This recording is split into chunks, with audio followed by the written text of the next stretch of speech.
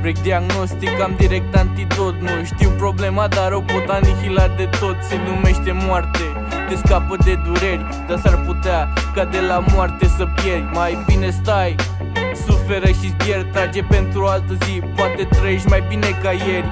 Se zice că în viață e bine să speri, de aici du-te până la baie să te speli. Mai trage o dată de clanța aia infectă, deschide ușa, pune mâna pe pieptă. Nu uită-te în oglindă, pune pieptănul jos, că nu ai ce să pieptă, capul ți-e luminos. Dă drumul la apă, dezbracă-te, știi și tu ce urmează, dar spală-te. 5 minute înăuntru și deja ai ieșit afară. Mai arunci în ochi, în oglinda aia ordinară. Te arunci în pat cu ochii în tavan, geamul spart în casă.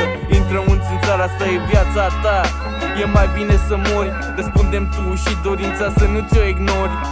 Nici telefon nu ai, n-ai cu cine vorbi. Singurele lucruri pe care le ai sunt niște fotografii.